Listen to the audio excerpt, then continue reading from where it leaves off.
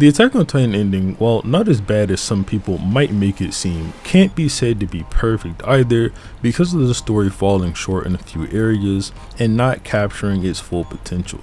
Today, me and my buddy Swagkage are going to go over the ending and tweak some things we don't like about it, as well as discuss what we thought was well done. Before we begin, be sure to go check out his channel if you haven't already, and subscribe to my channel as well. One of the first things that I want to say about the Attack on Titan ending is I was expecting it to be a lot worse based on the way that people were talking about it before I got around to reading it. And then, when I watched the anime version, I was like, maybe I was being too nice to it when I read it. And then I watched the anime version and I was like, no, that wasn't as bad as people said it was, especially because it was lacking something that we'll be talking about later. But one of the main things that people focused on was this idea of like Eren Yeager character assassination, that Isayama ruined his main character or something. And that's just, it's just not true, bro. Like, if you think that Eren got like ruined by the end of Attack on Titan, you just don't get it. You are into the series for the wrong reasons, because Eren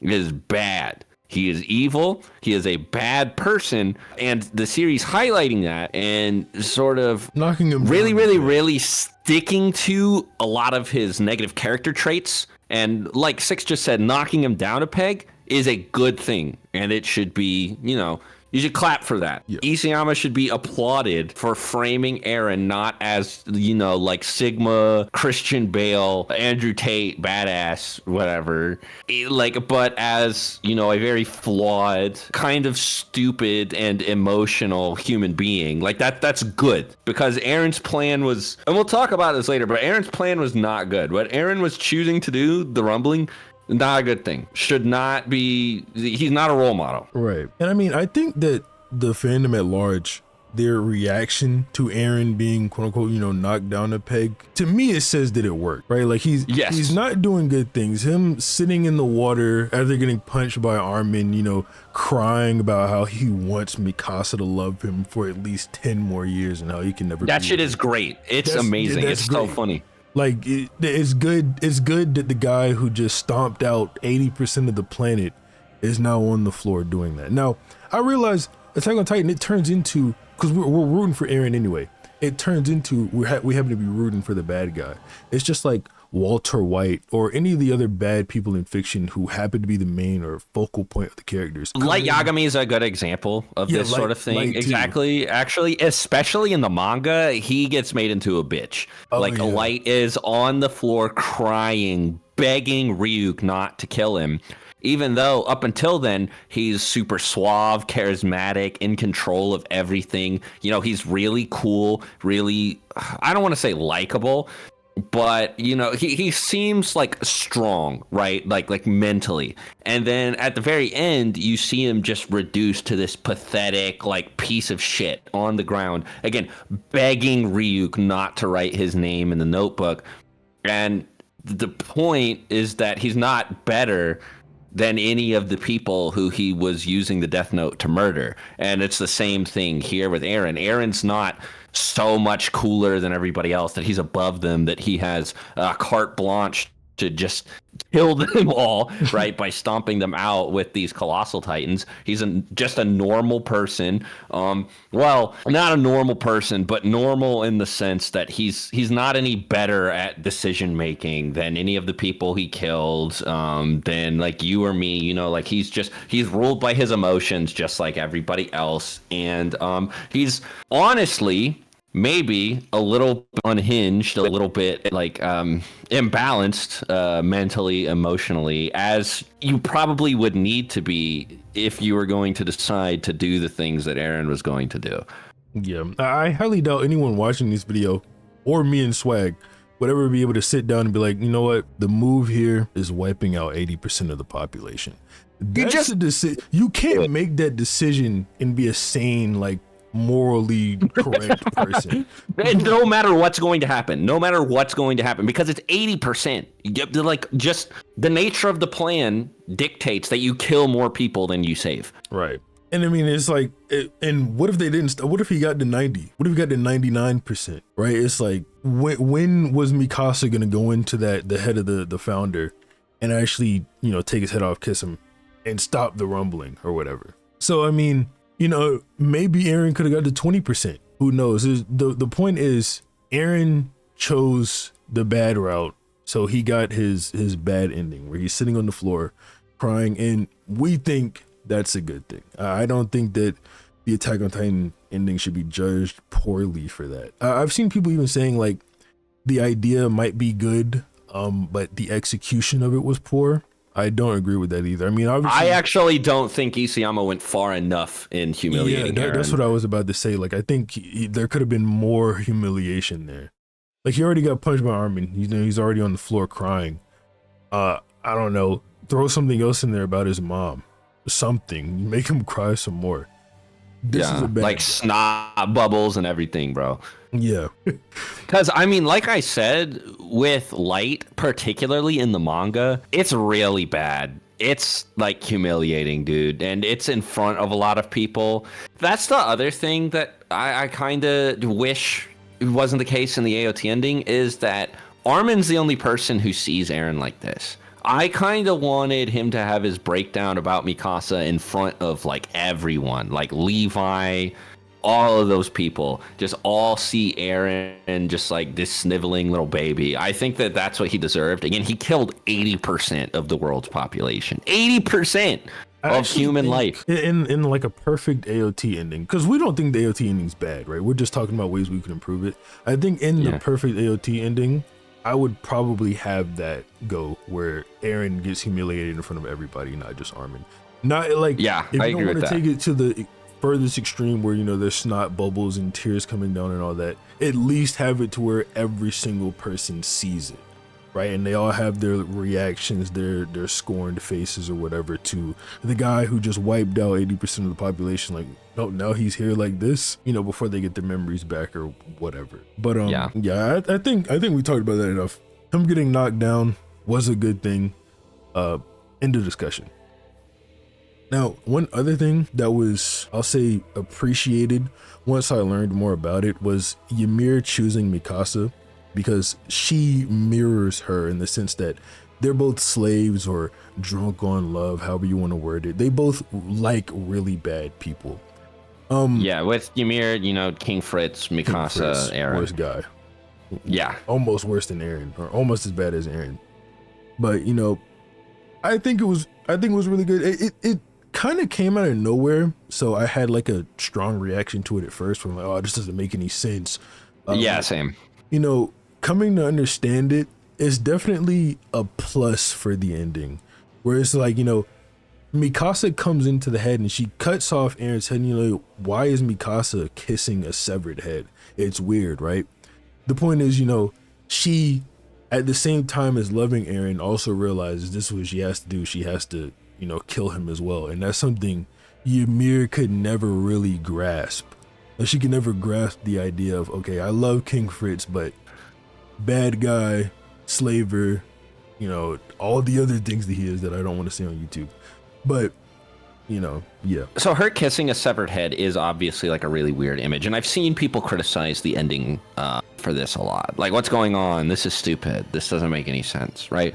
But what I don't think the people saying this consider is that it's just a really weird situation. So like some weird shit like that is just bound to happen. And I don't mean in the sense of like, oh, it's anime, it's inherently silly or whatever, but it's like the way that things played out, it was bound to, like, there's gonna be some sort of mental break in someone like Mikasa somewhere along the way, right? Like, she has been head over heels in love with Eren for like her entire life, and she's been building towards the idea of, I have to kill him, I have to end his life. Like, he's not gonna be alive anymore, this guy that I am in love with, and it's my responsibility to make sure that happens. So I think her kissing him was just like a coping mechanism, right? It's just a very weird, shitty position for her to be in. And she's already, like, even before the big plot twist reveal that Paradise is, like, not the whole world, but just a small island, everybody was in, like, pretty shitty circumstances, right? And I think it's safe to say that most of these people were not mentally stable or 100%. So I think it's really weird to be surprised by something like this, like what Mikasa did. I think it's just a representation of how conflicted she felt about what she was going to be doing. And I don't think that it's that weird or out of character, all things considered. Another thing about this that, like, looking back on it, I appreciated more was Eren, in order to make this work efficiently and to the best of his ability, he goes to Mikasa and Armin, and he starts kind of like, I don't want to say beating the idea in her head, but he puts that idea in her head that she is a slave, just like Ymir was, just so that when the time comes, she can actually be convinced by the thing that Mikasa does and her decision or whatever. Now, Eren, this is another thing that I think is just really good, and it's Eren never really being able to attain freedom. I know he turned into a bird at the end of the series or whatever, believe it. But the fact that Eren is so dedicated to the idea of freedom that he himself could never really obtain it, and he had to, I think that's super cool. It's like a really, really, really sick narrative concept, right? Because he becomes like a slave in his pursuit of freedom, like to like destiny or like fate or like, the visions of the future that he's having. He's making decisions like not stopping the Titan from eating his mom just to make sure that everything goes the way it's quote unquote supposed to, in order for him to like make the rumbling happen. And it's like he's so enticed by the idea of freedom as he initially sees it, that it sort of like slips through his fingers and he ends up no longer being free. There's also, I saw people criticizing that Eren said he was a slave to freedom and taking that as like a negative or something like that, because how could you be a slave to freedom when it's very clearly supposed to be interpreted as Eren is a slave to the idea of freedom, or he's a slave to wanting freedom. He basically like his desire for it. He has an obsession or an addiction to going after freedom. Not that he's a literal slave to it. It doesn't make any sense. But that's pretty much where the good ends, and where the bad begins. So So the first thing is like, this is just potentially bad. Is Ymir stupid? Because if Ymir really can see, throughout all of time or whatever, how did the story happen in the first place? Would it not be that Ymir sees what would happen, realizes, and kills King Fritz? I'm just sort of confused on how that exactly goes down, or how that goes unanswered in the story. Like nobody, they don't even really address it as like, oh wow, so she could have prevented everything, but she just really loved King Fritz that much. Because like that, I would have found that an acceptable in-universe explanation if somebody had said it, but nobody even thinks to ask, and I think that's weird. I mean, it could have been a thing where like, we'll touch on this a little bit more later, but if there was more added to the story, more chapters, maybe where we get to see Eren interacting with the people whose memories he altered, like all of his friends, where one of them, like, I don't know, Jean or somebody, asks him that specific question. Hey, if it works like this, well, then why didn't this happen? It is one of those things where, just like in fiction, time travel is really weird. I don't think I've ever seen a story, where time travel is done 100% correctly. And this one is a weird type of time travel, because no one's actually time traveling. It's the memories it's really weird. And I think that should have been explained a little bit more. I guess, we'll never get it, whatever. Now, this next one is fixed by everyone thinks this is bad. Everyone makes fun of this one. Like, I don't think we're going to generate any controversy from saying that this was bad. It was so bad that the anime actually took it out because they recognized, like, they did not want screenshots of it with like the caption circulating. I'm not going to beat around the bush anymore. It's that stupid panel where Armin says, "Thank you for becoming a mass murderer for our sake." I've seen seen people explain this, okay? I've seen people try to be like, oh, Armin just cares about it. I don't care. You do not write that into your story. You do not write one of the protagonists saying, thank you for becoming a mass murderer for our sake. You just don't. Especially the guy. This is the guy who, right after this, has to come up with a way for peace throughout the whole world. Don't let that dude thank the mass murderer for genocide. Like, y'all thought that Naruto's whole, Obito was the coolest guy ever thing was bad. Bro, this is that times 1 billion, okay? This is so much worse than that, because he literally said thank you for it. This would be like if Naruto was like, thank you for killing my parents. Yeah. Bro. No, yeah, it's just so terrible. I don't even understand. Like, you know, Isayama's a smart guy. I don't understand how that made it in the final cut. I don't understand how that got released whatsoever. Yeah. But yeah, I mean, everyone knows that's bad. There's no real reason to harp on it too much. Now, to talk about things we would fix, right? One of the main things is characters dying.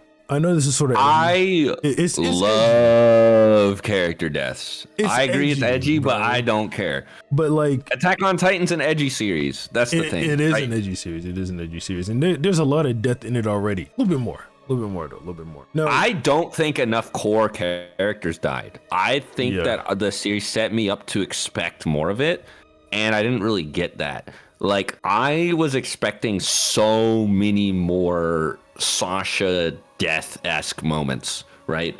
And they just like never came. And I think particularly by the end, because of what Eren was trying to do, and the like just the nature of warfare and stuff, and the fact that he was challenging the entire global military, I think that more of his friends should have died as like a consequence for what he was going for. Because AOT is clearly an anti-war story. It's clearly like an anti-genocide story. It obviously frames what Eren was doing as bad, or at least tries to, which is why he loses. So, like, I think that I don't think that he was punished enough, because like him losing is like bad or whatever, but like for it to really hit him where it hurts, like Armin needed to die, Mikasa needed to die, shit like that needed to happen for Eren to really understand that he was wrong, and for him to like really feel the pain that he was inflicting upon other people. And the thing is, the best way to convey to the audience why what he's doing is bad is to do something like that, because we care about Armin, Mikasa, Levi, characters like that. We have grown to like them because we've spent time with them, but we don't really know any of the faceless people that Eren's stomping on, right? So which I think we don't really feel for them. I think that's why it's easy for people to like disconnect what Eren's doing to just, oh, that's really cool. Because it's just people, it's just Titan stomping on nameless people. The closest thing Isayama did with this was Hanji's death and the death of the one little boy in the city. I forget his name, but yeah, I don't remember the boy's name either, but I know who you're talking about. Yeah, and I think that if more main characters had died, then people would have the series had tried to draw parallels between those characters and the people that Eren was killing. I think that people really would have understood why they shouldn't be rooting for this character. I think it's fine if Mikasa lives specifically. Levi could die. I wouldn't be too upset if Levi died, especially by the end point of the story. Armin should have died. Yes, I agree. I wanted Armin to die. Now, I think the best way to do it, Isayama already set it up perfectly. It's right there in the story when he's telling the Marleyans, "Hey, look, the proof that we're not Titans anymore is the fact that we're not transforming and you have guns pointed at us. Test it out. Blow him away. Let Armin be the proof. Hey, they actually don't have Titans anymore." I think that way, because Eren already wanted Armin to be the one to find peace anyway. I think that's another good way to like sort of knock Eren down a little bit. Like he's got have his plan completely fail. Yeah, same way Lights did, like I said. So I would have Armin die between Jean and Connie, or Jean. Yeah, I was thinking about them, like maybe Jean, maybe Connie. Yeah, I don't really know. Either or. It could be either or. I feel like it's more sad with Connie because his mom, you know. So yeah, probably have him get out of there. Now, in terms of like alternatives for the rumbling and what Eren could have did, what if it's just a threat? You know? Yeah, I brought this up right before we started recording, and I was like, what if he just has the colossal titans just pull up to the shoreline and just stand there forever? He doesn't have to kill any of those people. Like, you know, they pull out the global navy and do their whole thing to try and stop the titans. It doesn't work. And then they just stand there, and they're like, okay, do not destroy Paradise. Or he could have, like, you know, the global army comes up. Eren could march right up to them and stop. Like, you know, I could keep them moving if I wanted to. Or have everybody pull up there on the shoreline and demonstrate, hey, you know, 2 steps back, 2 steps forward with all the titans and the rumbling. Yeah. It might not have achieved the exact same result, right? Because he didn't even try, though, dude. Yeah, but it's like, come on, man. And it is like, okay, Eren grew up in war, essentially, right? So it makes sense that he would choose such a violent plan, you know, when given so much power. It also, I don't want to say that is not a bad thing to do when, you know, threatening them or whatever, but it's not as bad as, say, stomping out 80% of the planet, you know, just a little bit better. Yes. And that is what made Ymir realize, you know, he's a bad guy, and, you know, the whole Mikasa thing. So there is, you know, some benefit to Eren stomping out 80% of the planet. But if Eren even attempted the first thing, the story would already be better. At least I feel like, because it would show, because like I just said, Eren, he grew up in war, but it would show maturity if the first thing he resorted to wasn't violence, but just a simple threat. At least in my opinion. Yeah. Now, one thing we've been talking about since we've been talking about, you know, more character deaths and all this is more chapters or episodes being added to the story than what currently is. Because right now, the Attack on Titan ending being that 1 chapter is nowhere near enough. If I had to ballpark it, I'd say at least 10 chapters. 10 chapters. Yeah, I think 11. You need at least like 10. You need a lot of chapters for that Eren and Armin conversation, at least, dude. Yeah, and then you need chapters after the story ends. The way Attack on Titan ends is sort of like it's very ambiguous. It's abrupt and ambiguous. Like, war clearly started again. How? Why? Who are these new people in control? Why didn't Armin's plan work out? Or is it just like, okay, Armin's plan didn't work out? That's the thing. But why? Why build it up for so long? Have it be talked about off screen, and then it all just goes to shit. I don't understand the writing. It's kind of a non-ending. Yeah, it's a non-ending. It's like where do we go from here? The kid walks up, he's in front of the tree where Ymir fell. Is everything about to start again? Is this the beginning of Attack on Titan 2? What's about to go down? I don't know. It's like, it just, that part just could have been better, and it definitely could have been better executed with more chapters. Yeah, it kind of has Game of Thrones syndrome at the end, where it's just too much condensed into too short a time frame. Yeah, and Game of Thrones syndrome is, I mean, everyone knows that's, oh my god, Jesus, bad ending. Oh my god, dude, I could sit here. I have a lot to say about the Attack on Titan ending. I have a lot to say about the Game of Thrones ending. Yeah, if you guys are interested, actually, if you guys are interested, actually comment below. Easy 3-hour video. We definitely wanted to see more of like Armin pursuing peace, or like what his plan was for peace. It kind of has the same problem that the end of Naruto has, where you don't really see like Naruto's, or in this case, Armin's answer to the question of, well, how do you achieve peace? And for an anti-war series like this, it's really annoying to just like have the answer be like, just stop it. Just don't, like, just have a guy want it bad enough. Like, no, Isayama, like, how do you achieve world peace? Tell us. Enlighten us, please. The difference between this one and Naruto is, like, in Naruto, you could imply that it's sort of ironic that peace was achieved or started being worked towards just because the strongest guy wanted it. But here, it's not like that because all the Titans are gone. So I mean, like, where is it? Where's the peace? What? Yeah, like, we don't know how Armin started working towards it. We have no clue. That's what I'm saying. Like, where was the treaty, the meeting?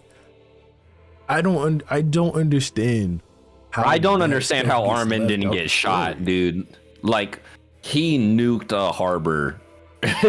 Why? Yeah, exactly. Why were the Marleyans not more trigger ready, especially after the rumbling just happened?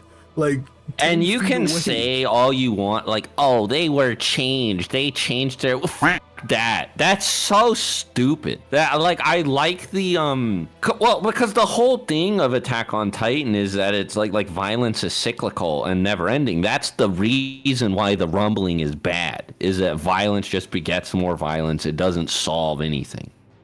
So the idea that it would, like, just get everybody to realize, oh, we shouldn't be racist, like, I don't buy that at all, dude. Like, if anything, you would think that at least some of the Marleyans with power would see one of the Eldians do what Eren did and be like, see, we need to kill them all. We need to kill them all, or else something like this might happen again. Especially, like, they already had the guns pointed at them. They're clearly still racist. They're right there. They're right there doing it. So I mean, yeah, but Armin either needed to die, or we needed to see more. Yeah, how did he talk his way out of that one? I gotta know, man. Levi's definitely the strongest scout. And I think that that's made, like, very apparent, like, pretty early, because, you know, Mikasa is, like, the powerhouse very early on, and then, like, Levi is, like, super Mikasa, right? Like, he's even stronger than she is. And I mean, every time you see him on the battlefield, he's just, like, shitting on, like, whatever Titan or, like, other people are there after him.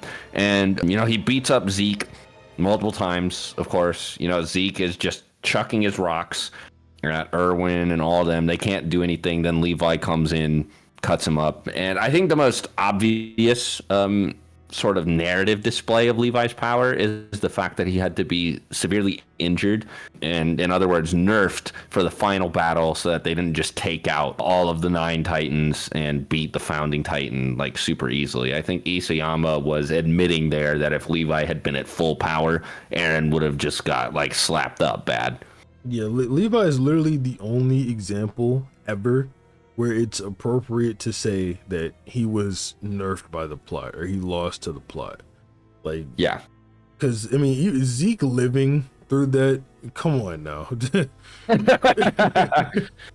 But yeah, I mean, that's like Levi, he's nerfed in the anime. He's parrying and boxing with the Jaw Titan, like, not like, you know, he's dodging around him and stuff. He's going blow for blow with the Jaw Titan in the anime. It's actually insane. So, yeah. I mean, I think Levi at full power, he's running through that. Fiend. Running through all the Titans on Eren's back.